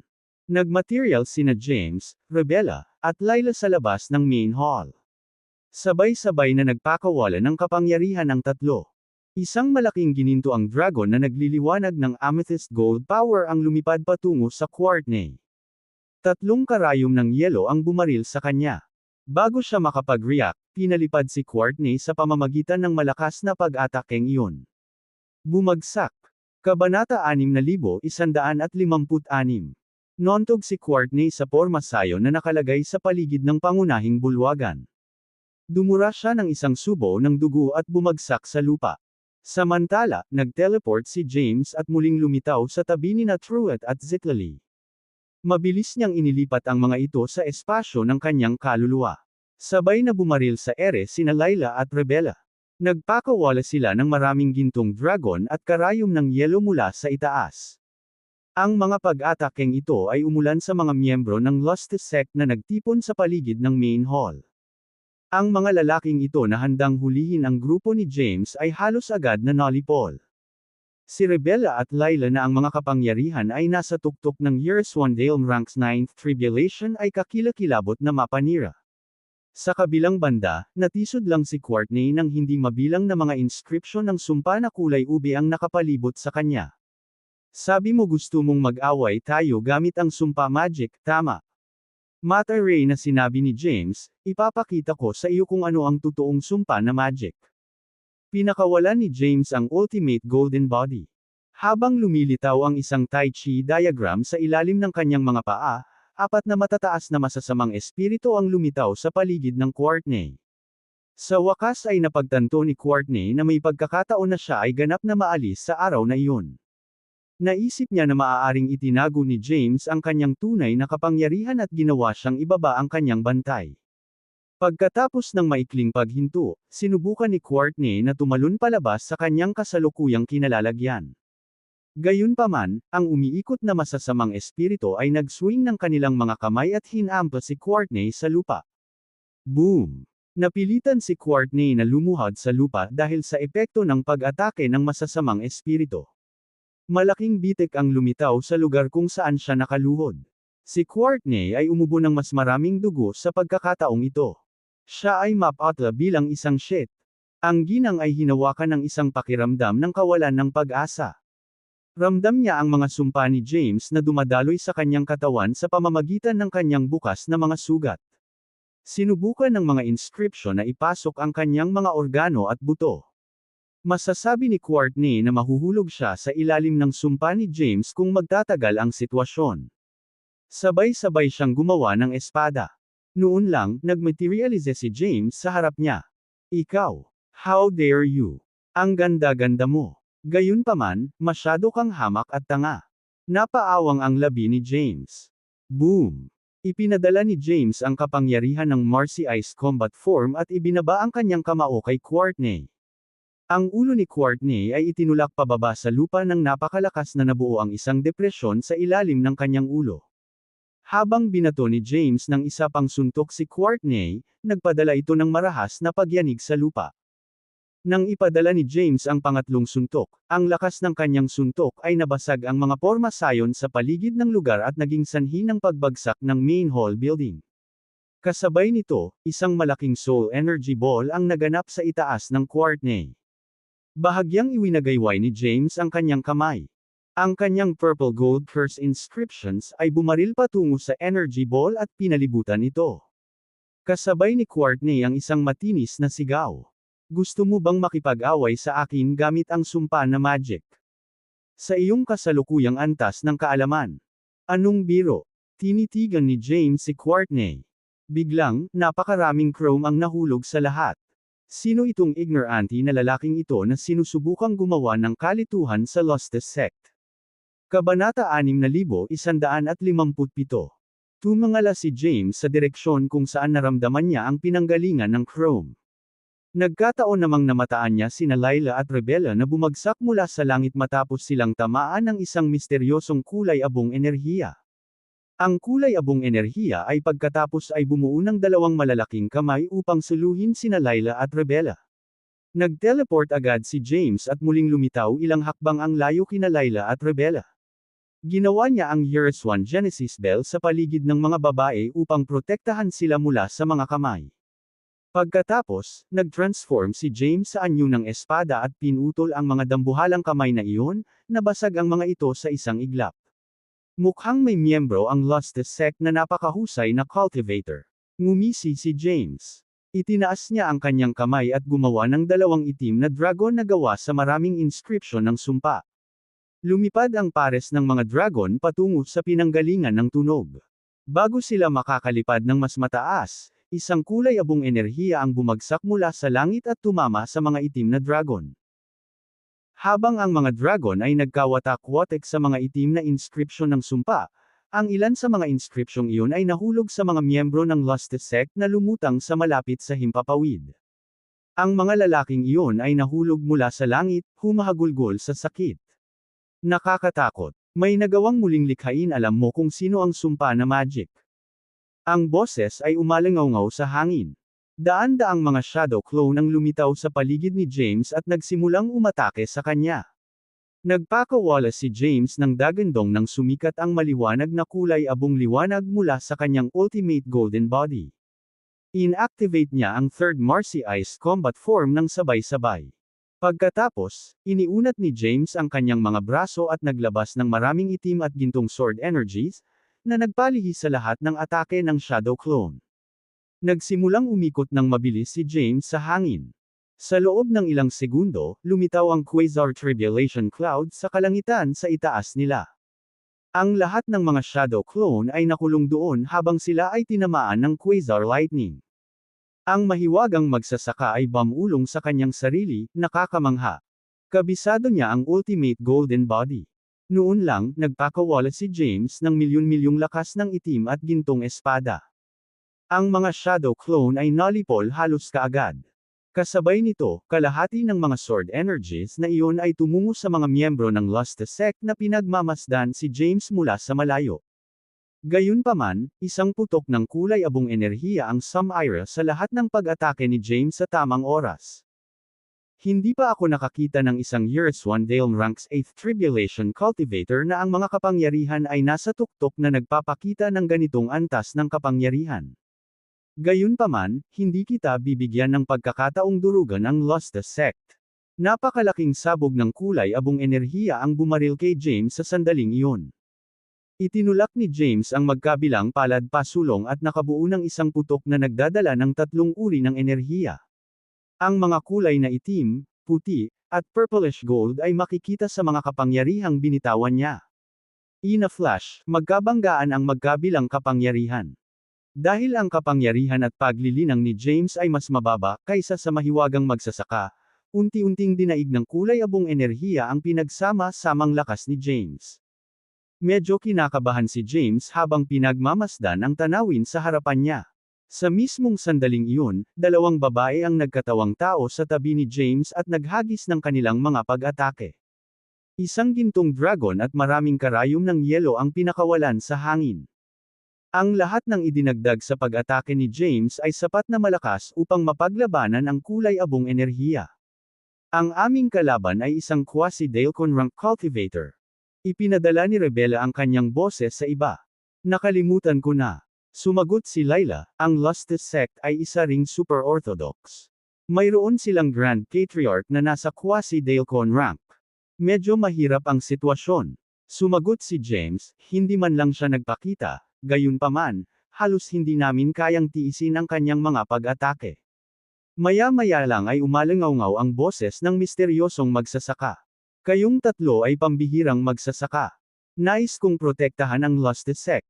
Sa makatuwid, wala akong pagpipilian kundi ang makialam sa labanan sa kabila ng pagkakaiba-iba ng ating mga kapangyarihan.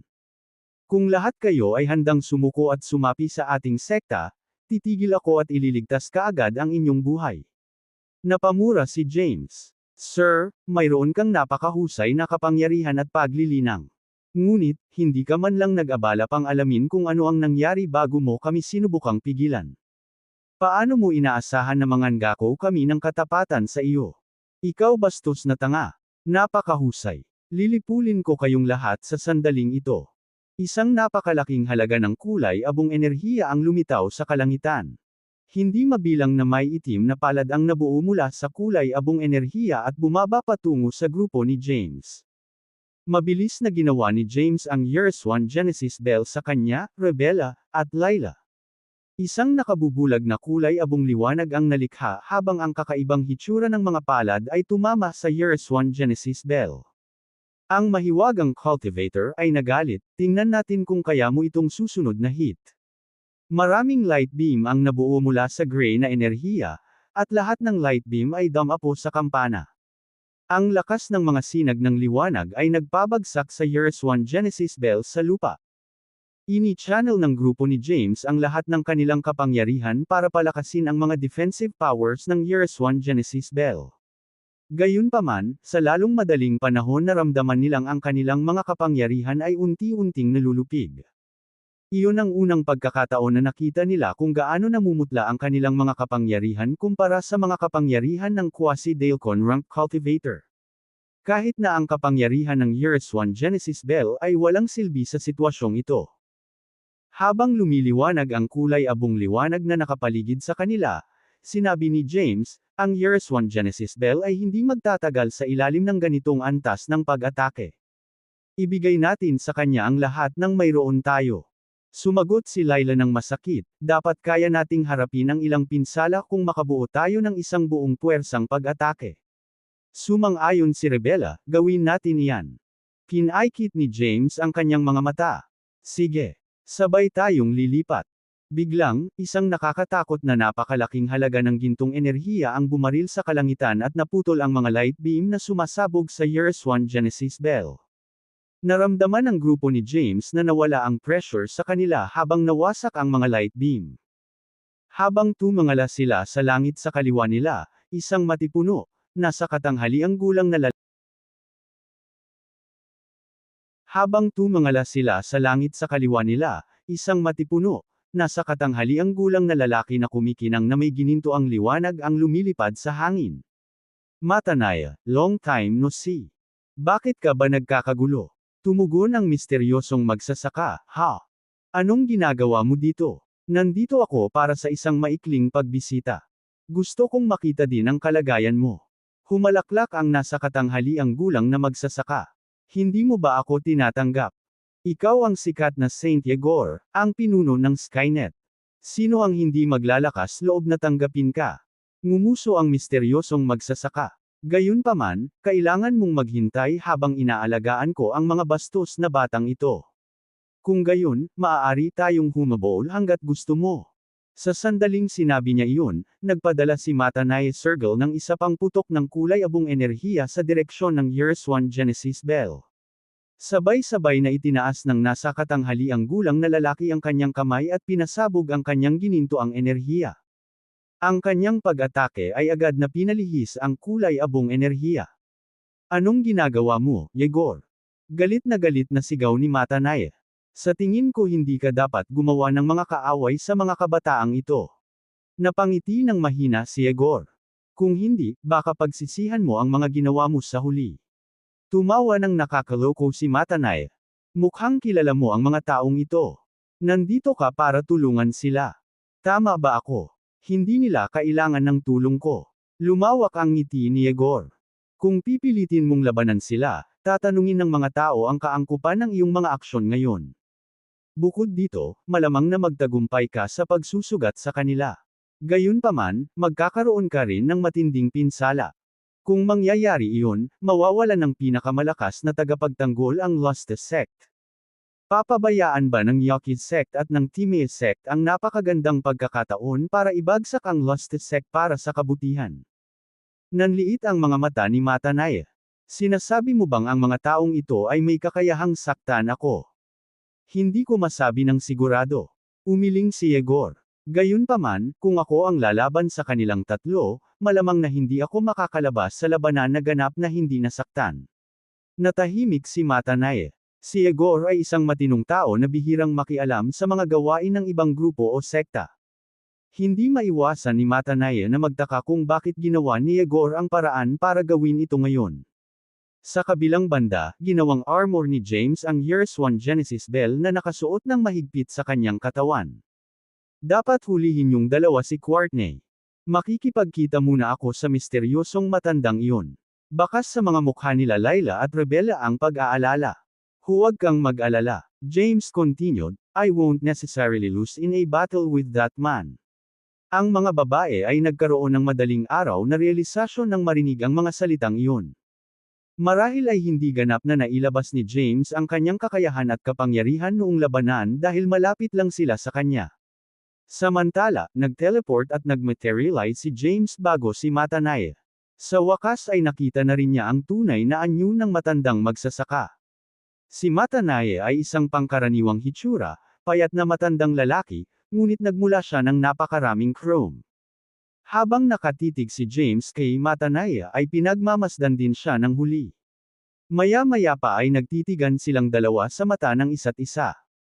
Sa tabi nila, pinagmamasdan ni Yegor ang pakikipag-ugnayan ng dalawang iyon ng may labis na interes. Sa isip ni na James at Matanae, nagsimula sila ng labanan sa pamamagitan ng paggamit ng kanilang mga zen.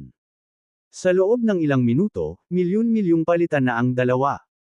Nakatayo ng maayos si James habang ipinakita niya ang lahat ng kanyang kakayahan at pinakawalan ang kanyang buong kapangyarihan. Sa kalaunan, isinama ni James ang Lysia, Hemera, at Phoenix sa tatlong violet gintong masasamang espiritu. Habang isinaaktibo niya ang Ultimate Golden Body, gumawa si James, at ang kanyang masasamang espiritu ng isang malakas na suntok laban sa historial power attack ni Matanae.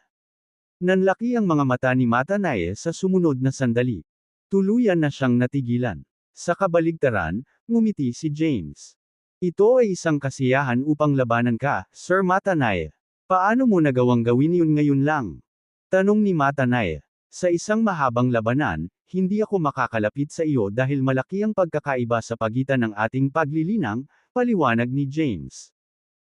Gayunpaman, kung kinuha ko ang panganib at ginamit ang lahat ng aking mga kakayahan upang labanan ang iyong Genesis power at historial power, maaari akong lumapit ng sapat at masugatan ka. Iyan ba ang benepisyo ng pagmaster ng Marcy Ice Combat Form? Humugot ng mahabang hininga si Matanae. Ang batang tulad mo ay nakabisado ang historial power at ang kapangyarihan ng Marcy Ice Combat Form. Nakakamangha. Ngumiti lang si James at walang sinabi. Nagsalubong ang kilay ni Matanae. So, nagpipigil ka kasi gusto mong iwasang masaktan yung dalawang babae kanina. Yun ang isa sa mga dahilan, sagot ni James. Tinanong ni Matanae, ano pa ang ibang dahilan? Ayokong makisali sa isang buong labanan bago natin ayusin ang mga bagay-bagay. Sumagot si James, ang Lustus Sect ay tahanan ni Zitlali kung tutuusin. I don't want to make the situation awkward for any of us. Tawa ng tawa si Matanae. We have great talents in the younger generation too, ha? Hindi ko akalain na balang araw ay maliligtas ako sa isang labanan dahil sa isang binibini. Sobrang humble mo, Sir Matanae. Matigas na sagot ni James, sa powers mo, madali mo akong mapapatay sa isang hit lang. Pero parang nagkaroon kayo ng konting hindi pagkakaintindihan kanina. Hindi kami pumunta dito para subukang ibagsak ang Lustus Sect. Instead, we're here to discuss Zitlali's marriage. Zitlal Persecond marriage. Curious na tumingin si Matanae kay James. Gusto mo bang pakasalan ang ating santo? Ngumiti ng pilit si James. Hindi ako ang gustong pakasalan si Zitlali. Ang kaibigan ko, si Truett Sadler, ang gustong pakasalan siya. Nagpasya silang dalawa na gugulin ang kanilang buhay nang magkasama noong sila ay nasa Forletland pa. Ibinaling ni Matanae ang kanyang mga mata kay Yegor. Truett Sadler, anak mo ang sinasabi niya. Huwag mo akong titigan ng ganyan. Ngumiti si Yegor at nagkibit balikat. Ngayon ko lang nalaman. Sinama ng tingin ni Matanae si Yegor. Masasabi niyang alam na ito ni Yegor noon pa man. Kung hindi, hindi sana siya nagpakita sa Lustus Sect ng biglaan. Pagkatapos, tumingin muli si Matanae kay James. Kung ganoon, bakit lahat kayo nagsimulang mag-away? Iniunat ni James ang kanyang braso at napahawak sa hangin. Sa isang iglap, inihatid si Courtney sa tabi ni James. Hawak-hawak ni James si Courtney sa kwelyo niya. 2/3. You'll have to ask her about that. Lalong lumalim ang pagkunot ng noo ni Matanae habang dinadama ang sugatan at gusot ni Quarn. Sa sandaling makita niya si Matanae, lumuhod si Courtney at nagmakaawa, Sir Matanae, kailangan mo akong tulungan. Hindi pa tapos si Courtney sa pagsasalita ng si Matanaya ay gumawa ng kanyang Genesis power na yakapin siya. Makalipas ang ilang segundo, nagkaroon ng memory energy ball sa itaas ng Courtney. Sa pamamagitan ng paggamit ng kanyang Zen, iniskan ni Matanaya ang bola ng enerhiya at nalaman kung ano ang nangyari halos kaagad. Tumangala siya at napabuntong hininga. Courtney boss. Lubos mong nadumisan ang reputasyon at integridad ng Lost Sect. Gayunpaman, gusto mo pa ring humingi ng tulong sa akin. Naaawa si Courtney kay Matanaya. Sir Matanaya, ginawa ko ang lahat ng ito para sa Lost Sect. Para sa Lost Sect. Tila labis na bigo si Matanaya. Ginawa mo ang lahat ng ito para sa iyong anak at sa iyong posisyon bilang pinuno ng Lost Sect, tama ba? Wala kang Tempest Scepter. Itinalaga kita upang maging acting leader ng ating sekta. Gayunpaman, hindi ka nasiyahan sa pagiging acting leader lamang. Kaya nga ginawa mo ang lahat ng ito, tama ba? Nang ilantad ni Matanaya ang kanyang mga plano, nagmamadaling nagpatira pa si Courtney. Sir Matanaya, engaged na si Zitlali sa anak ko. Gayunpaman, nagpatuloy siya at pumili ng ibang lalaki upang maging kapareha. Ito ay hindi katanggap-tanggap. Ang lalaking ito, si James Caden, ang nagbigay ng tulong kay Zitlali. Ang kanyang mga kakayahan at kapangyarihan ay may kaduda-dadang pinagmulan. Kabisado pa niya who's curse magic. Isa siyang madilim na demonyo. Nagtaas ng tingin si Courtney. Sir Matanaya, ang mga dark demons ay ating mga kaaway. Sinusubukan ko lang na alisin ang sanhi ng panganib para sa ating mga tao at sa Genesis World sa pamamagitan ng paglipol sa kanya. Isang malalim na pagkunot ng noo ang nagdikit sa mga kilay ni Matanaya. Hindi niya maiwasang mahanap si Courtney na tanga. Kung sila lang ni Courtney ang nandoon, sapat na ang paliwanag niya. Gayunpaman, si Igor ng Skynet ay nagpakita rin sa Lost Sect. Malinaw na naroon si Igor para tulungan si James. Higit sa lahat, tila walang kamalayan si Igor sa katotohanan na ang kanyang anak ay nalason ng Dedgory Bog. Kung hindi, malamang na sinusubukan niyang wasakin kaagad ang Lost Sect. Ang bait pa ni James ay hinayaan munang magsalita si Courtney. Malamang ay may konsiderasyon siya sa sitwasyon ni Zitlali dahil sinubukan lang niyang lutisin ang kanilang hindi pagkakaunawaan ng hindi nagsasalita. Mareresolba sana ang lahat kung sumuko si Courtney at nag-alok ng tawad sa lahat. Sa halip, sinimulan niyang akusahan si James bilang isang dark demon. Ang mga aksyon ni Quarn ay magpapalala lamang ng mga bagay at maglalagay sa Lost Sect sa isang awkward na posisyon. Ngumisi si James. Muli sa usapan ng Dark Demons. Wala ka bang mas magandang ideya? Isa ka, masakit na sabi ni Courtney, kung hindi, paano mo nagagawang gawin ang iyong kilalang sino ang mga kasanayan sa pagpirma? Nanunuya si James. Tinawag mo akong Dark Demon dahil lang sa natanggap ko ang legacy ni Franciscus. Hayaan mong tanungin kita nito. Ipinadala ba ng Lost Sect ang kanilang mga miyembro para sumali sa mga pagsubok para makuha ang pamana ni Franciscus noon? Ikaw, natahimik si Courtney. Itinuro ni James ang kanyang tingin kina Matanaya at Yegor. Sa pagkakaalam ko, ang mga miyembro ng Lost Sect at hindi mabilang na mga batang magsasaka mula sa iba't ibang Genesis World ay sumali sa mga pagsubok. Gayunpaman, medyo maswerte ako kaysa sa lahat. Tinatawag mong Dark Demon ang tumanggap ng legacy ni Franciscus. Kung gayon, sinusubukan ba ng Lost Sect na makipag-ugnayan sa Dark Demon sa pamamagitan ng pagpapadala sa iyong mga miyembro para lumahok sa mga pagsusulit? Nang marinig ni Courtney ang kanyang mga salita, tahimik lang na nakatitig si Courtney kay James, samantalang si Matanaya ay may awkward na ekspresyon sa kanyang mukha. Nagtanong si Igor sa sandaling iyon, Madam Courtney, sinusubukan mo bang ipahiwatig na ang aking anak ay nakipagsabwatan sa isang madilim na demonyo upang dukutin ang santo ng Lost Sect, na nakipagtipan na sa ibang lalaki? Ang mga salitang iyon ay nagpagulat kay Courtney. Muli siyang nagpatira pa. Sir Igor, hindi ko po ibig sabihin na pumunta ako dito para bumisita ngayon. Pinutol siya ni Igor, gayunpaman, mukhang kailangan nating alamin ang mga bagay dahil ang isyong ito ay maaaring makaapekto ng malaki sa reputasyon ni Truett at Skynet. Babayaran ko ang Lost Sect kung ang anak ko ang tunay na may kasalanan. Gayunpaman, Kung mapapatunayan na may nagsisikap na paitayman ang mga pangalan ni Truett at Skynet, hindi ko hahayaang makawala ang taong iyon. Nang maramdaman niyang nawawala na ang mga bagay-bagay, sumigaw si Matanaye, Courtney. Gagawa ka pa ba ng dahilan? May death wish ka ba? Nagpaputok si Matanaye ng bola ng Genesis Power sa Courtney. Gayunpaman, pinakawalan ni Yegor ang kanyang kapangyarihan at hinarang ang pag-atake. Yegor, ungol ni Matanaye. Kami ang mga matatanda nila. Dapat nating ayusin ito ng patas. Matigas na sabi ni Yegor, dalhin si Truett dito, at hayaan siyang magpaliwanag kung ano ang nangyari. Kung hahayaan nilang makilala ni Yegor si Truett ngayon, malalantad ang insidente kung paano nalasan si Truett ng Dedgory Bog. Ang Lost Sect ay kailangang harapin ang galit ni Yegor. Maging si Courtney ay unti-unting napagtanto ang kalubhaan ng sitwasyon.